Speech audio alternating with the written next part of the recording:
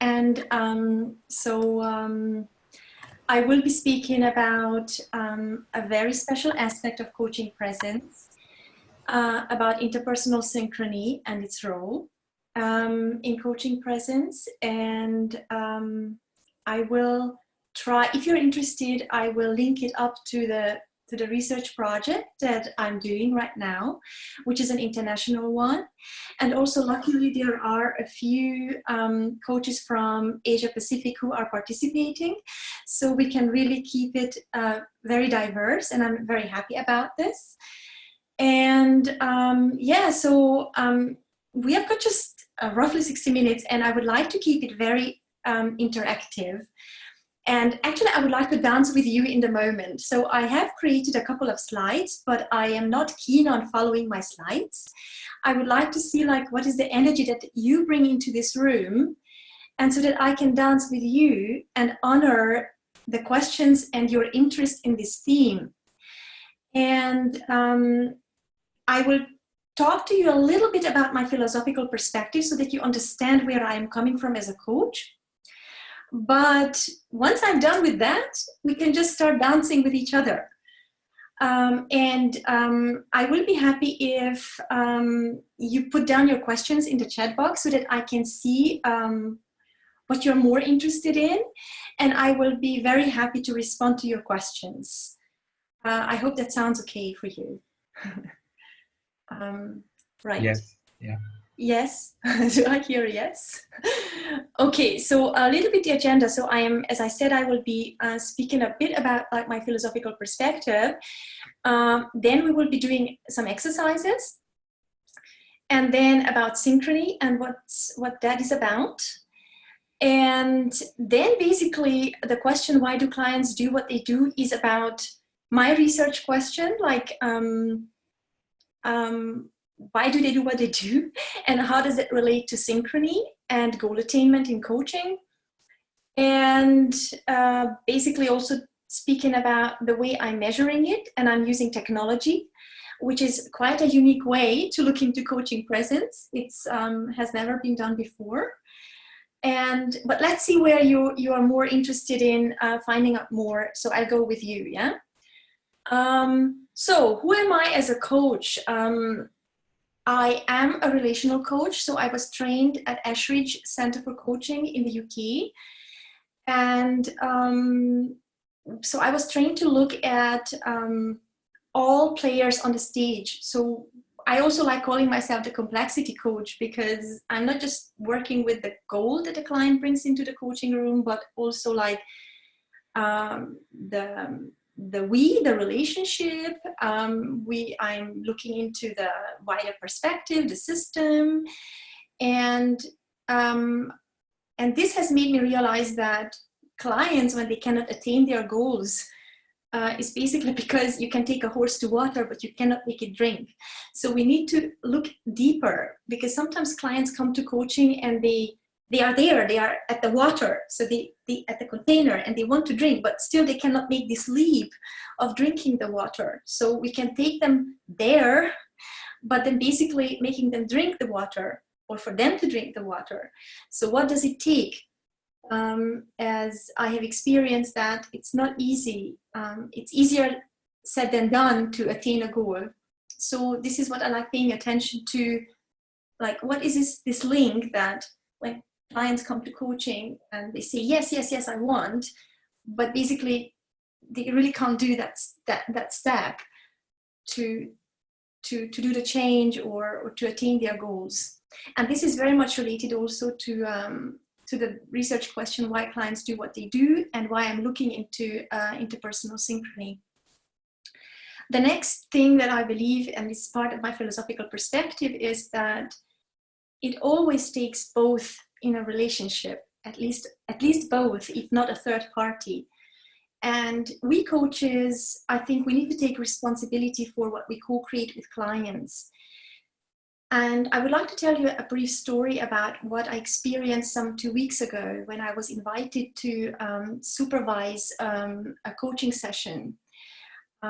There was the client and the coach, and interestingly, so there was something going on between the two of them. And afterwards in the supervision, in the reflection session, it was about like, the question popped up like, what do you think? I was asking the coach, what do you think, what contributed to the client feeling less safe? Because obviously the client wasn't feeling safe.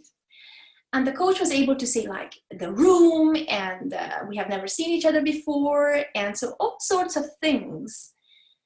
But there was one thing that the coach wasn't able to say. And then I said like, what do you think is missing in the list of parameters that you have just listed for what contributed to the client feeling unsafe?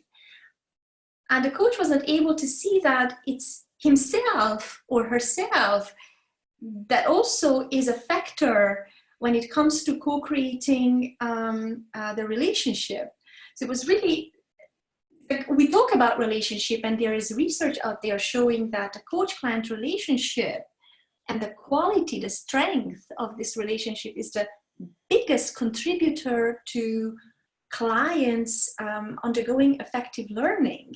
And still, when it comes to us coaches and working with clients, like, we believe it's everything else out there that helps them learn, but it's not us as a person, and it is. So I truly believe that we have a responsibility here to co-create our clients' learning. Another aspect is reflexivity in that very coaching relationship. And reflexivity is also part of the research question, like, how do we spontaneously respond to what clients need in a moment?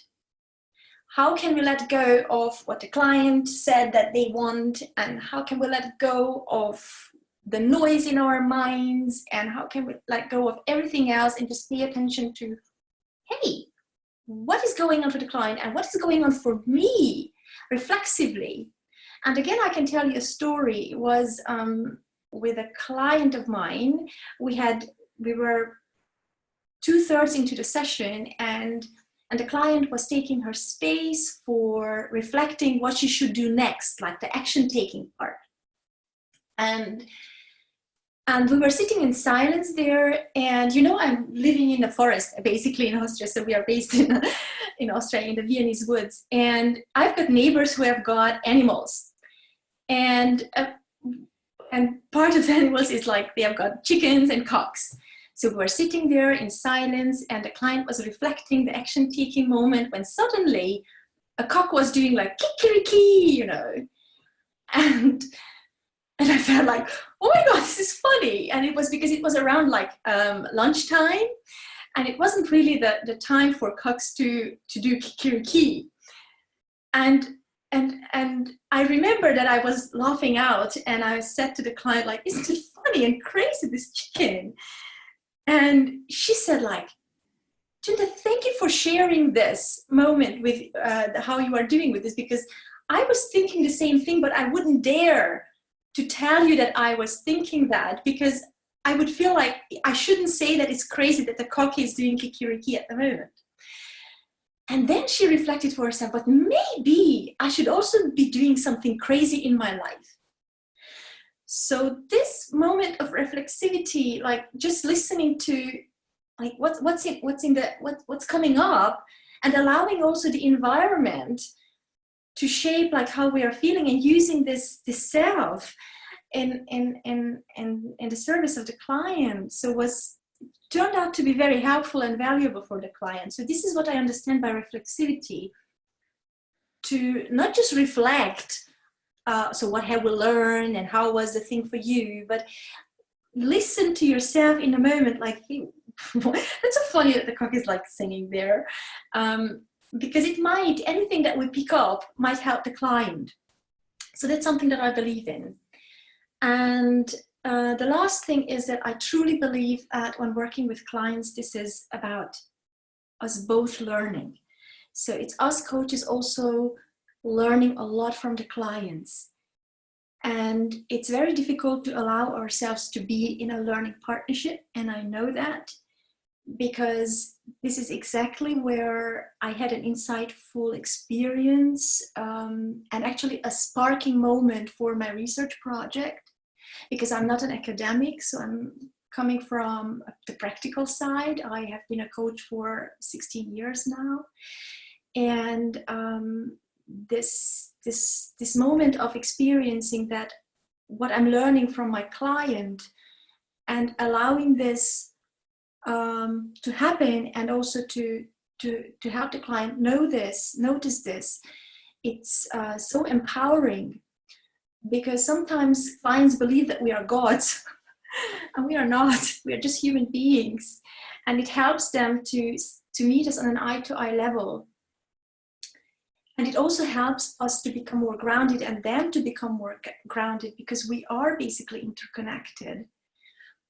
And so actually, this is where I would like to stop having my monologue, and I'm done.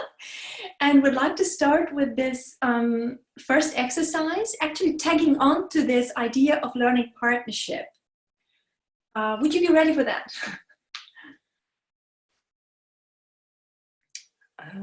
Yes. Yes, I think so. Okay, yes. So basically the instruction that I'm having to you is, can I will give you a couple of questions. I will tell you a story. I will tell you a story, a few minutes, just a few minutes, and the story will be about myself and about learning partnership in coaching. And I would like to kindly ask you to pay attention to 3 items when I'm telling the story. Okay? The one is, what is your visceral response when you hear the story? So what is your bodily response? So how does your body respond to what you're hearing, or the story that I'm telling you? So that's one question. The second question is, what are you thinking? So what is the noise basically that's going on in your head when you're listening to my story? So what are the mental processes? Number 2. Yeah. And number 3 is, what do you notice that's going on for me when I'm telling that story? Are the questions clear enough, or do you need me to clarify anything here before I start telling my story? It's clear, Tuende. And by the way, hi Nigel. So it's clear. So 3 questions: the visceral response, the mental, the noise in the mind, and what you notice is going on for me. Okay, and this is supposed to take about the whole exercise, including the reflection, should not be longer than 15 minutes. Okay. So I will tell you the story about how I learned from my client and how I came to do the research, a piece of research that I'm doing at the moment on interpersonal synchrony. This is a client she's a female client, and she's a mechanical engineer, and she works in the energy sector, hydropower generation, and she was promoted to the sales department as a senior sales manager. And the CEO was approaching me to coach her to become more assertive, because if you can imagine, this hydropower industry is a highly male-dominated industry, at least in Austria. And very few women as mechanical engineers you would find there. And basically, so the idea was that she should become more assertive when in the management meetings, and so that was the task. So we were into and I had got 10 sessions, and I do 2 hours each session. So we were into the 3rd session, and funnily, the client at one point, she started very early on in the session, she started asking me, Tuende, do you understand me? Do you understand me? So she kept repeating this question, do you understand me? Do you understand me? And at one point I was like, interesting. So I asked back, so funny, so what makes you believe that I wouldn't understand you? So you keep repeating this question to me, do you understand me? So what's going on for you? And the client was saying like, yes, Tuende, because when you are saying that you understand me, your body moves back. And I thought, wow, is that really true? Because I hadn't been aware of that fact that when my mouth was speaking, I understand you, the body was speaking a different language and was actually moving back. So I invited the client into telling me like what she noticed about me. And then she said, yeah, I feel like I'm alone in this. So in this relationship. And that was the moment that sparked my interest in interpersonal synchrony, because I understood that it's not what I'm speaking that seems to matter to my clients. It's not when I say, yeah, yeah. No, clients are not stupid, obviously. Some can articulate what's going on for them. This particular client was very articulate about what was going on for her. And she also seemed to want to share this, thank God. So I was lucky because I could learn from her. So this is how I became interested in interpersonal synchrony and looking into like, hey, what is going on actually? What is happening and what is not happening between us on a non-verbal level, like something that's not spoken, the unspoken, that seems to shape the level at which clients feel safe. And that's my story. Who would like to share, or what's going on for you? And you can start with either question, the visceral response, the noise in your mind, or what you noticed was going on for me. Should I start? Sure. Hi, I'm Uzma. Yeah, I noticed, I'll start with my visceral response. I noticed this kind of anxiety at the pit of my stomach. Feeling like something interesting. First, initially a confusion, then sort of, I got a feeling of like an aha moment and a surprise. For you, that is a new learning, new awareness. And what else was there? The noise in my head. I was actually trying to understand the questions and trying to find the answers, but then I just gave up on all that and just focused on listening to you at a deeper level to try and connect to you as to what your energy is and how you are coming through to me. So that's what's happened with me, at least. Mm-hmm. And what did you notice, if I may ask, about what was going on for me? I noticed initially, I would say that there is a kind of, perhaps you're having a feeling in your, maybe a feeling in your stomach, like kind of like a, how would you say that? This kind of a uncomfortable feeling, maybe. Mm-hmm. But on a this is on a visceral level, but on an otherwise level, it was like more of it that it's important for you. This topic, this thing is really, really, really important for you to understand, because it has made such an impact for you and your relationship with the clients.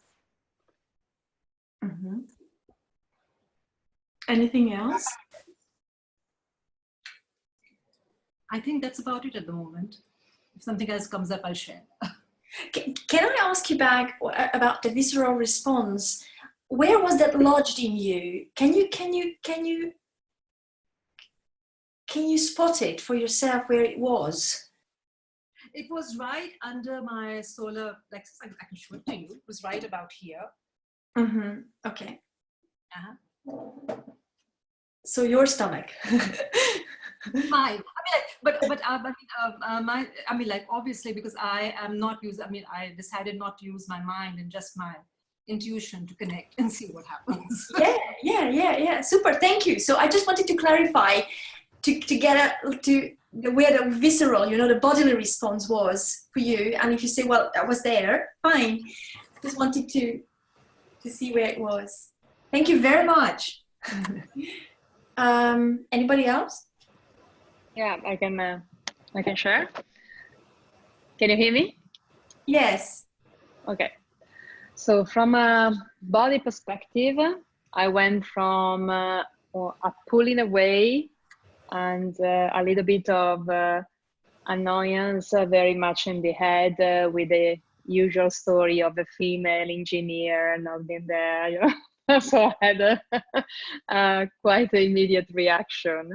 Mm-hmm. And then I got closer when the story evolved and the curiosity raised, and so I leaned forward and it went a little bit deeper. So from the head, it went also in the heart and in the gut. Okay. From mental process. There was this flow in myself from, as I said, annoyance to, and so all the models of male, female, and old stories, and to curiosity and meaning in the third part. Mm-hmm.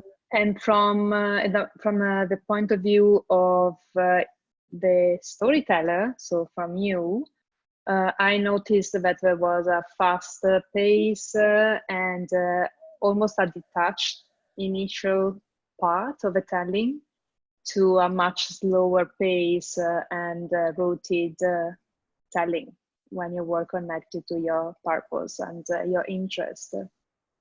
Mm-hmm. Okay, cool. Yes, super. Thank you. Anybody else? This is Narayanan, if I can. I went with two parts. One is the mental. So the mental noise was very interesting because when you spoke about women, mechanical engineers, Austria, I was thinking, I mean, is it not the case in the entire world? So, I mean, that's something which women feel anywhere in the world, that when it comes to especially male-dominated, or so to speak, male-dominated organizations. But quite interestingly, I felt the second part, the third part, which is about you, I felt, are you reliving that entire experience again? Although you say that triggered in you about the interpersonal synchronity, but are you still in that situation or in that moment, or have you moved up? So I was just thinking, how about letting go? Is it the time to let go, or is it still sticking to you? So that's where I was coming from. Thank you. Mm-hmm. Mm-hmm. And viscerally, so viscerally was a bit out of place for me because I was honestly I was engaged with something else at that point in time. So I didn't get into the visceral part of it. But when I settled down, I could notice these two things which was happening. Okay, lovely. Thank you.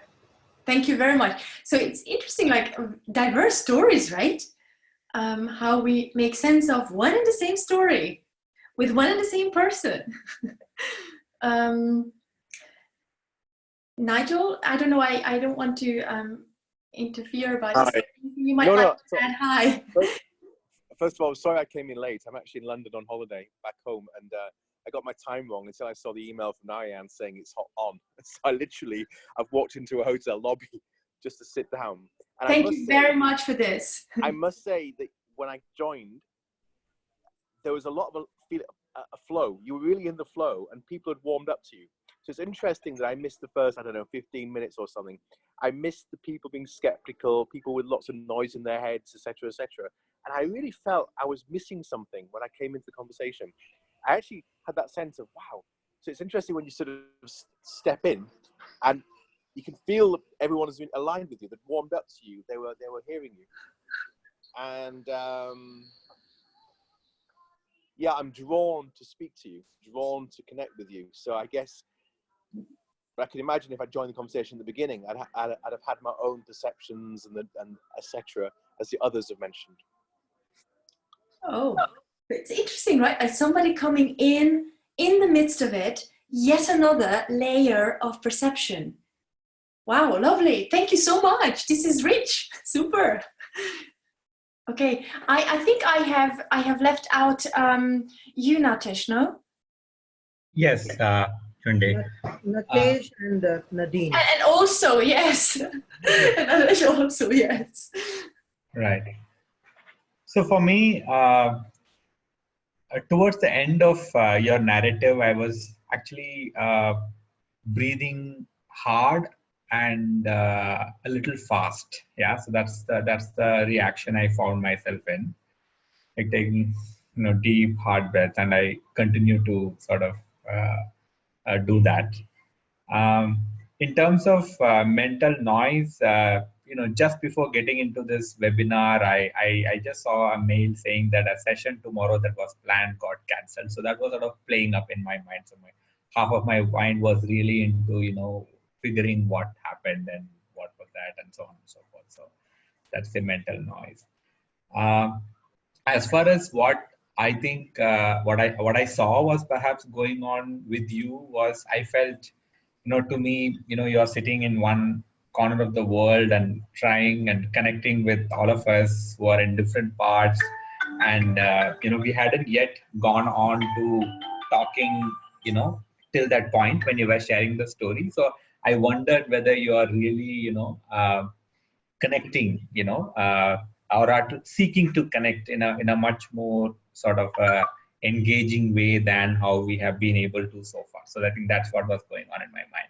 And I was also quite touched by the honesty of the encounter that you shared between you and your coach, Tuende, between you and the client, for the client to have noticed and put it out, and for you to share it. I felt quite touched by, the whole process and how it was a lovely learning partnership example that you spoke about a little earlier.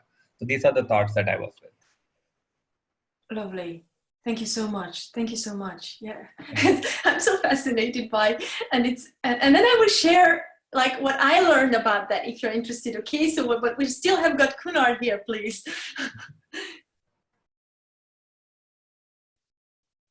Hello, can you hear me? Yes. Oh, hi, Tuende. It's Nadine. I'm sorry, my camera, I have an issue with it, so you can't see me, but it's nice to see you. Welcome. I'm calling it from Japan. So I just to understand the visceral response when you started your story, for me was more of a little bit of a little distance to start with, to try to really hone in and try to listen. And I felt a little bit of tightness around my chest area, sort of as if holding my breath, waiting for what you're saying. And that went along with my mental noise. I quite quickly heard a couple of, not stereotypes, but labels, a woman in a male domain, of which I was one too. And these things that kind of, I hear a lot of, and I deal a lot of with my clients as well, both male and female.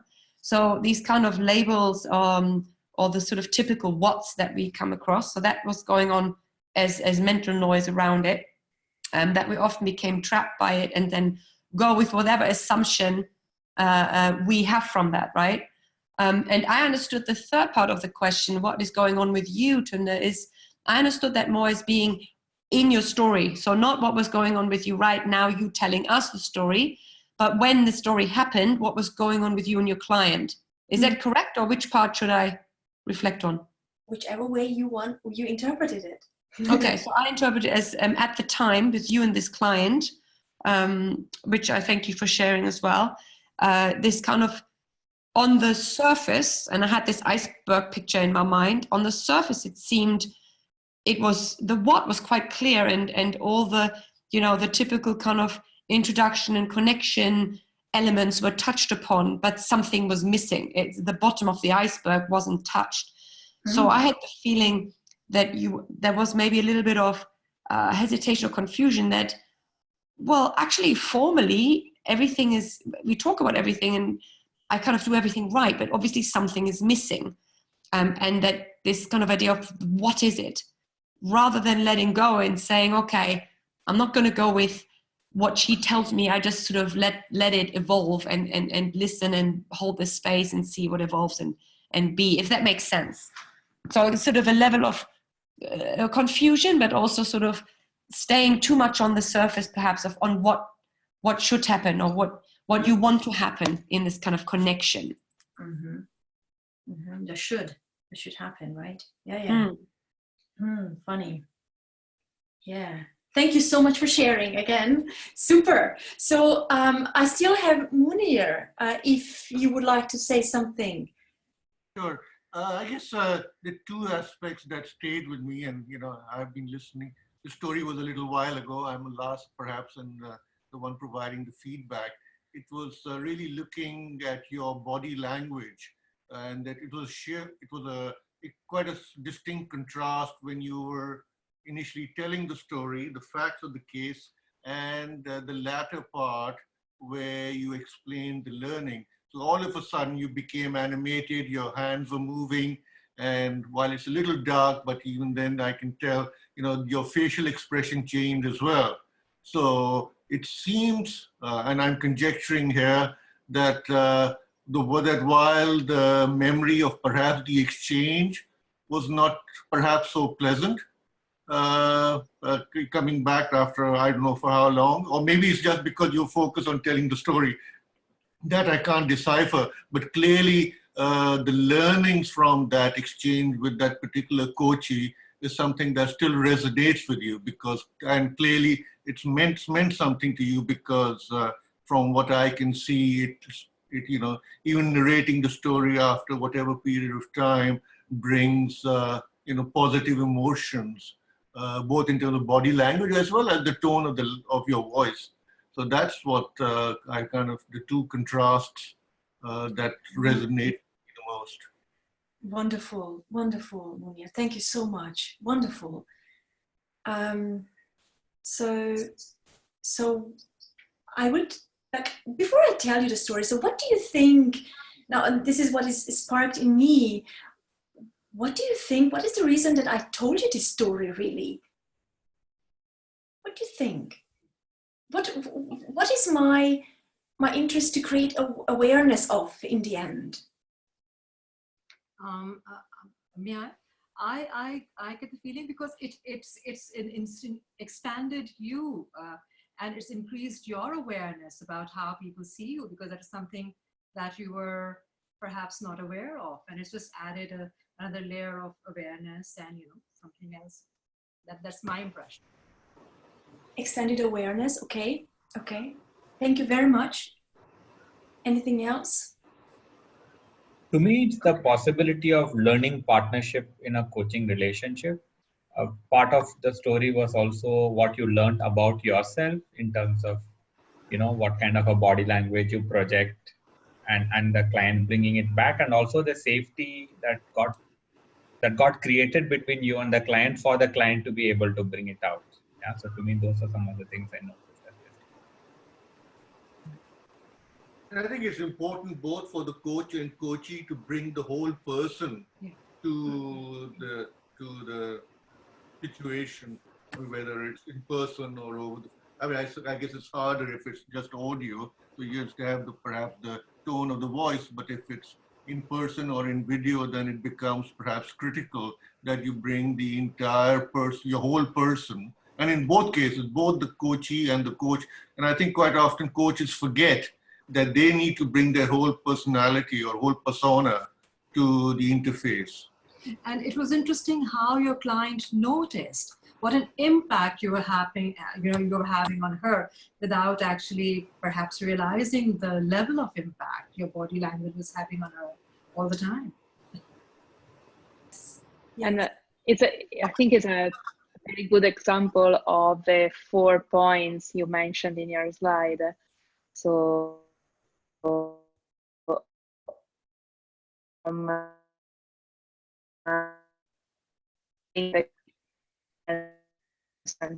so that they learn something about themselves.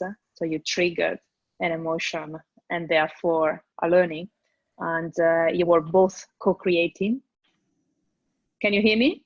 Yes, I think so. It's a little, yeah. We were having a bit of an interruption, but I think so. What you're meaning to say is that something happened between the two of us, and there was some emotion. Yes, that was triggered. Okay. Could you say which emotion? No, I was saying that there are all the 4 ingredients that you mentioned in your slide. Okay. And in particular, the first one, that is having a shift and something open up for your client because she experienced something in yourself as well. So Yeah. she had a realization that was deep and on an emotional level also. And therefore, there was a huge learning for her and an opening of her pathways. And there was a co-creation. So you were not only doing something, but we were also receiving something. And so there was an engagement of the 2 brains, coach and coachee, at the same time. And you both came out with a learning and a connection. Oh, yes. Lovely. Okay. Thank you. Anybody else would like to say something about this? What you believe, what the reason is, why I told you the story. Hi, Tuende, it's Nadine.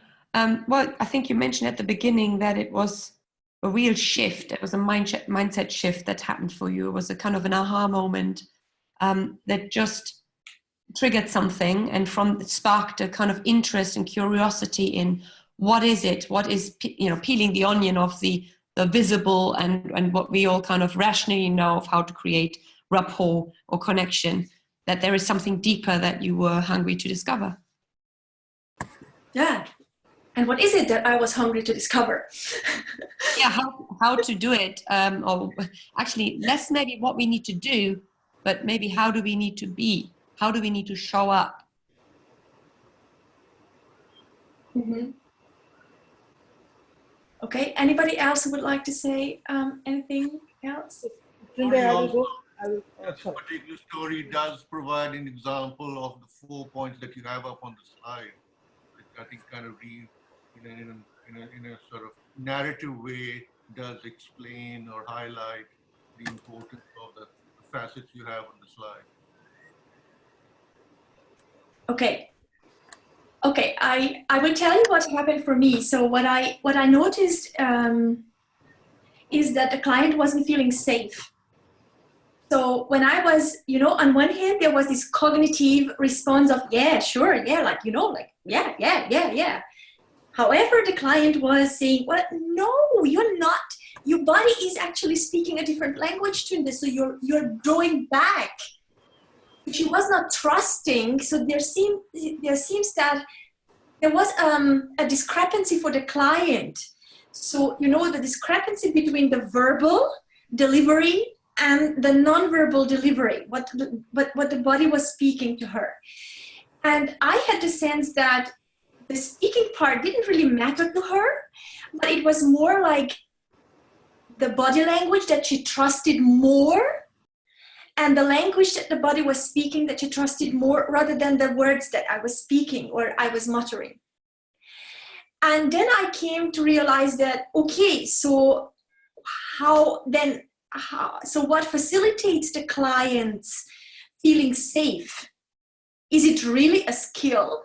Is it really a method? Is it really what I'm saying? Is it something smart or not? What is it? And in this particular coach-client relationship, also because the client was ready. And she was also ready to disclose and show herself vulnerable, because she was showing up vulnerable in my view. Then I could see like, oh God, so interesting, like what facilitates clients feeling safe? How do they self-regulate? Because she wasn't able to self-regulate through my words alone. And that's how I became curious about, so what is this being? Nadine was saying like how I am, how we are. And then I started investigating, and I found that with ICF it's called presence, in psychotherapy it's called interpersonal synchrony, and in social sciences also it's called synchrony. And one particular part of interpersonal synchrony is bodily synchrony, like the nonverbal, so the language that the body speaks, the unspoken, as I was mentioning earlier today. So then I started like, what do we know about that in coaching? And I found that we know nothing about that in coaching. We just surmise, we have ideas that it's important to pay attention to this element of how we use, how we sense ourselves, how we pay attention to the visceral responses that the body is actually emitting, because the body obviously seems to be, I don't know, but it seems to be the instrument that is the best measurement tool for how we are doing. And I remember back when I analyzed and reflected with the client what was going on for me in the moment and why my body drew back, was that I was like, I felt pressured by the CEO's demand on delivering the assertiveness outcome. And I remember that I was not there with the client. I was too heavily, cognitively paying attention to other stuff like, oh God, how can I make this happen for the client? Oh my God, the CEO is trusting me. Oh my God, how? Okay, so we have got a mechanical engineer. Oh my God, this is so difficult for a woman in this company. So I had all this noise, the noise that I invited you to analyze for yourselves when you listen to a story. So all this noise in my head was actually hampering my capacity to listen to how this noise was paralyzing me. And when I was drawing back, it was like it was this pressure of, oh, I don't know if I can work with this pressure. So my body was speaking the true language, and my words, which were uttering, yeah, sure, yeah, I understand you. They were sort of like fake, and the client would not trust it.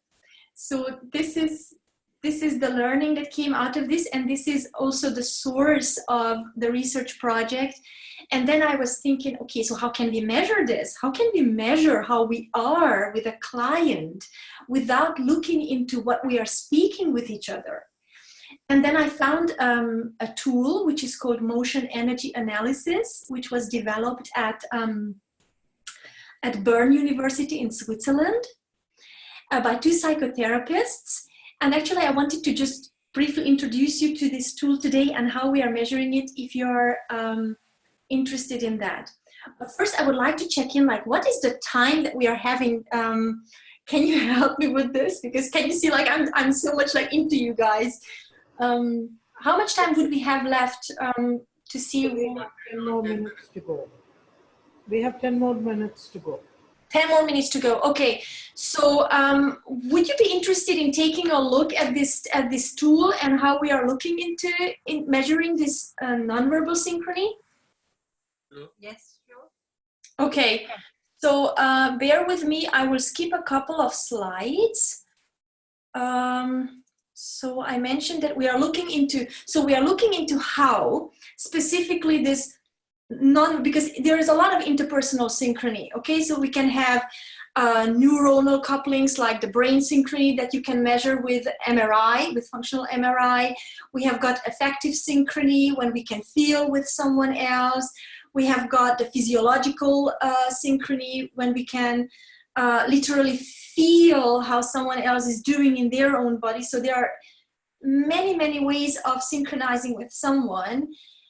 And by that, we don't mean that we are mimicking someone. So we are not about consciously mirroring someone. It's about paying attention to what we are sensing, like taking this body as an instrument to help ourselves understand, hey, how does something affect me here? So what's going on for me, and how does my body pick up these impulses, and how is it working with it? Because it seems to be the most truthful instrument that is giving out signals that we either trust or distrust.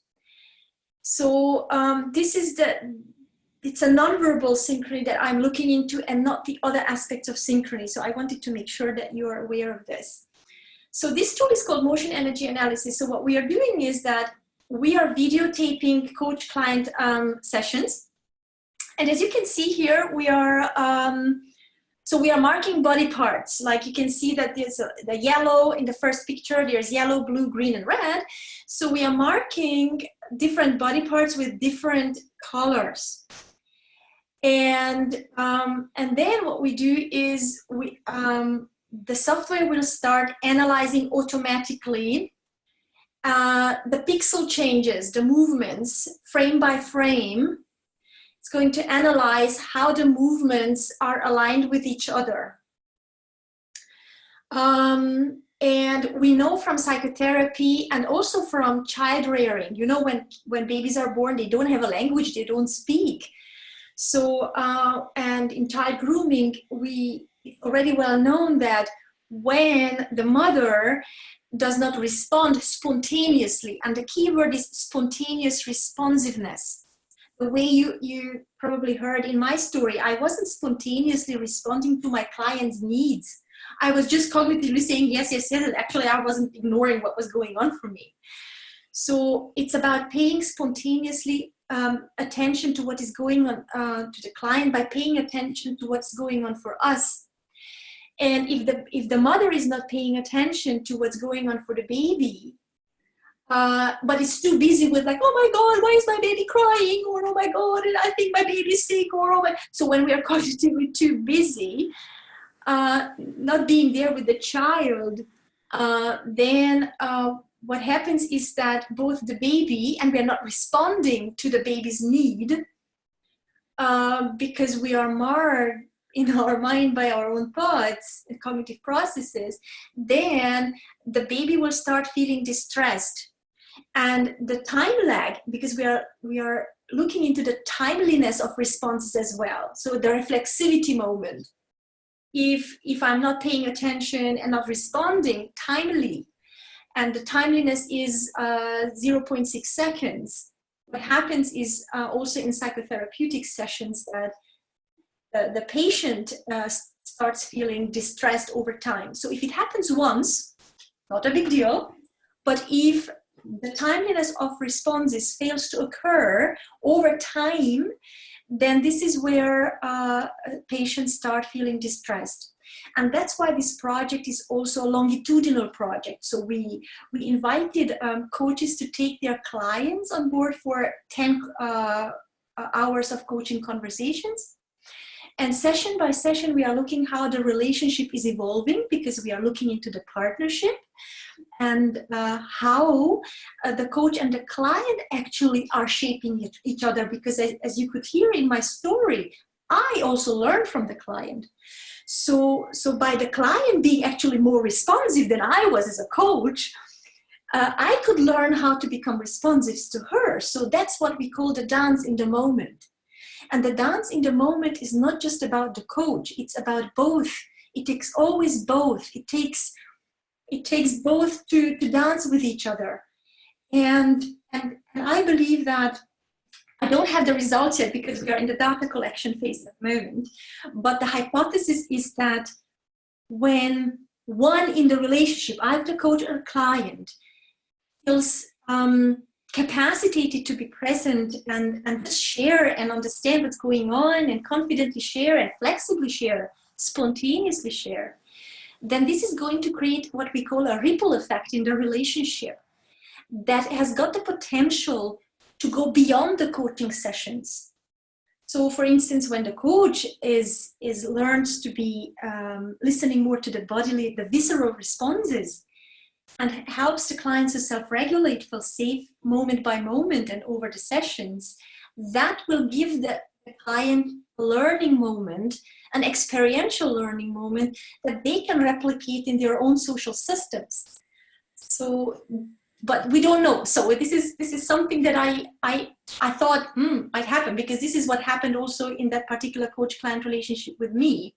The client eventually turned out to be more responsive in the management meetings than out there. And that helped those managers to also interact with her in a different way. So yes, and I wanted to show you just a brief analysis, like how the software is analyzing, and I will just press this button for you to see like how the movements are being measured. Because I'm not watching the videos myself, so this is automatically evaluated. And you see that there is black and white contrasts, and the software is making sense of the two people at various layers of movement, and also discarding. The software is able to tell apart spontaneous, random movements, like something that, for example, if you just move your legs because they are nim, so they or you would like to just shift your position. Although I find that when you shift position, this is also an indication for something going on for you. So yeah, that was it actually, wasn't it? Yeah, so, and this project is run in collaboration with 3 universities, as you can see down there, with the VU in Amsterdam, with Ashridge in the UK, and Case Western Reserve in the United States. And currently I'm in the data collection phase. We have got 150 coach-client pairs that I'm analyzing, and I will be presenting at the APAC conference in Mumbai, 23rd, 24th August this year. So that's basically it. Do you have any questions? Because now it was a monologue.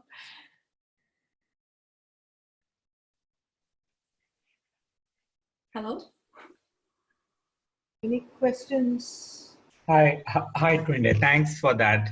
It was helpful. I have a question regarding the relationship between interpersonal synchrony and the client's capacity for self-regulation. What is the relationship as you have studied it? So, so the relationship is that if the coach, let's say, like we take it from the coach's perspective now, yeah, although it can go the other way around as well, yeah. So if the coach feels capacitated to listen to the visceral responses in the body and understands and takes it seriously and doesn't do the way I did, not pay attention to it, but take it seriously, and for example, what would have been the ideal response with the client in that moment? I think if I had shared with my client, that's interesting, you know, I feel like drawing back right now, and I feel like there's so pressure in myself, either in the stomach, below the solar plexus, or in my neck or shoulder, wherever that pressure might show up. It depends on who you are. Then that would have been, I think, a moment of spontaneous responsiveness that the client, because she already felt that something was wrong with me, because she felt from the body language, that would have facilitated her to feel safe with how she was doing, and would have given her a confidence to share more about herself. And then we would have started dancing nicely. Because she would have self-regulated. Oh, okay, so I'm not wrong with my perceptions. I'm not a cuckoo in my head when I'm feeling this. So we wouldn't have been having this fake relationship, but we would have started, like, she would have felt capacity if I had shared and responded to myself in the first place. Does it make sense? Sure. I got that. So what I hear is that it would have facilitated her to be more spontaneous and more responsive. She would have trusted herself to be able to do that. Yeah. The way I told you the story with the cock in the garden, you know, when we were in this, the client was in this nice reflection moment, and suddenly I hear this cock. But I must tell you honestly, that client was a different client after I had my realization about responsiveness and being responsive. So I had learned a lot and learned to pay attention to everything that's coming up and just like notice what's coming up and just share confidently, and it created value for that client as well. So she was like, oh yeah, maybe I should be crazy doing something crazy in my life. Got that. Thank you. Thank you. What I'm hearing is that being your authentic self, being your true self is what the client really needs, rather than this image of a professional coach. Because if you're showing your vulnerability, it just gives permission to for the client to be open and vulnerable as well. Yes, absolutely. Thank you for saying that. And as I was trying to say like earlier, people give it a lot of names. Okay, so some call it presence, some call it authentic, genuine self. Yes, there are a lot of concepts out there. And thank you for bringing up this issue, because it actually helps me to reflect this. There are so many ways to name it. And this is also the issue in coaching. We have got so many concepts out there, names that we can give this phenomenon, this experience, but we don't know, like, we don't understand it really what it is. And I think it's time to look into, like, better understand it. So what it is, not just giving more names, ever more names for that phenomenon, but try to, hey, if we look at it from the nonverbal, because I'm not saying that this is the truth, okay? So I'm just looking at this phenomenon of being true self from one particular perspective, which is the nonverbal synchrony perspective. And I'm sure, and you know better than I do, there are so many other ways of understanding it. And I think that this is our obligation as coaches to commit ourselves to better understanding what this is and doing research. So it's owing to this client and coach-client relationship that I had that now I became so curious, and I said, I would like to know what this is. I think I'm called to do something to honor the client's vulnerability, because she was so super genuine. And I thought, okay, so we need to do something out there. So yes, thank you very much. Yes, it's about authentic and genuine self, which is so difficult to be. It's not, it's easier said than done. We're so used to showing a perfect facade to the world. It's just kind of, it takes a lot of courage. And yeah, thank you for your courage in sharing that with the client and sharing the story with us for our learning. Thank you for acknowledging my courage. Yes, it takes a lot of courage. Yes, and second that. Thank you. Yes, thank you. Yeah. So, would you like us to close the session, or is anybody else who would like to say something, or ask me a question, or add something, your insight?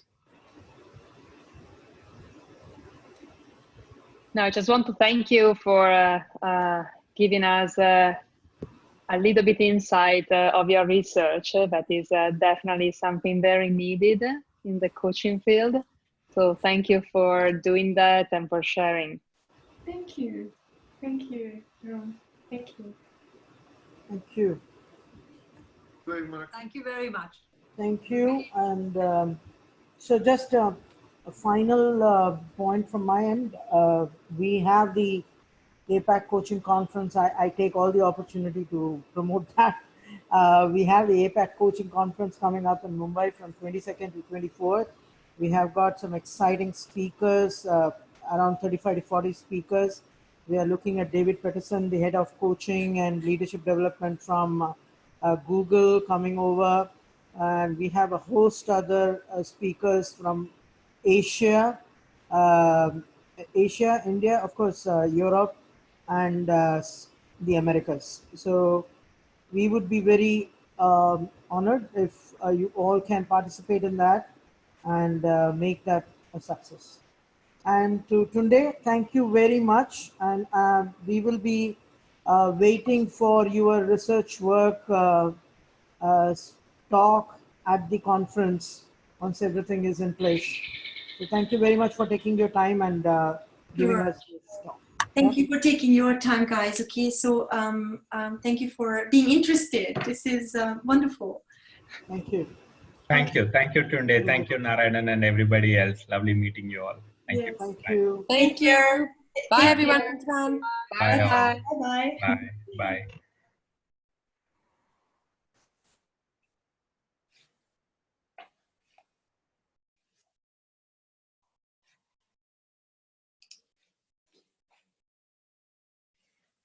Thank you.